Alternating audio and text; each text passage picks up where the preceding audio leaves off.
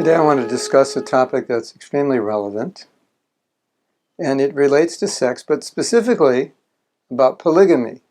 What did Prabhupada say about it? What does Shastra say about it? And how do we apply it today? It's a very interesting topic, and it actually is relevant because it explains our whole philosophy in regards to sex.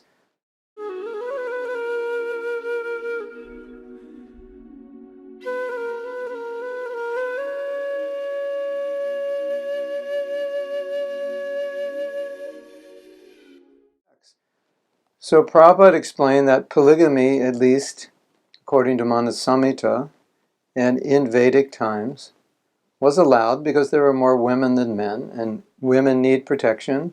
They need to be married. And so, one man, if he could provide, would marry more than one wife. And within that culture, it worked out to one degree or another. We don't know details, but it did work fairly well as far as we understand.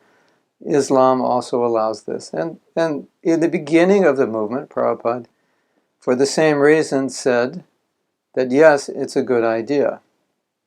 We have many women, and they all need to be married.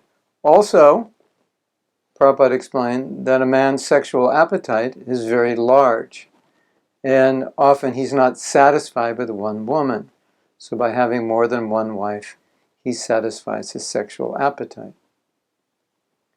There was a point, just a few years after Prabhupada explained this, that Prabhupada said, number one, it's not legal, and more specifically, we're trying to reduce our sexual attractions, our sexual attachments.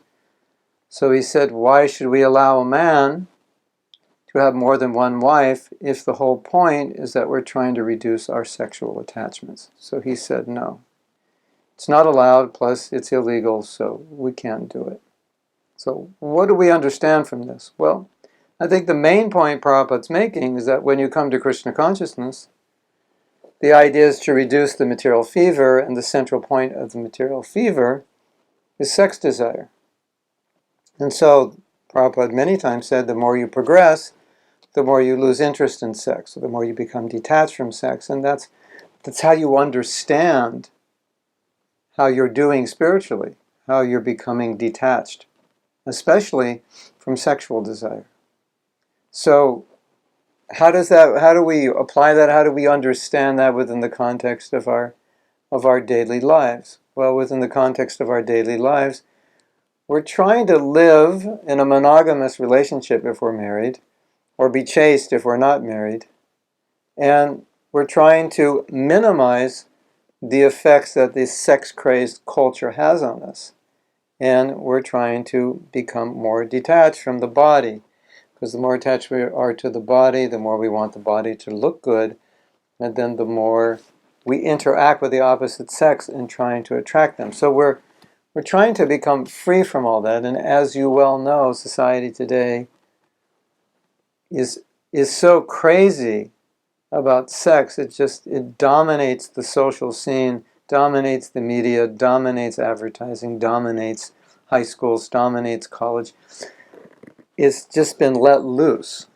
So the whole idea of Vedic culture is to restrain it, control it. So even polygamy was there to restrain it.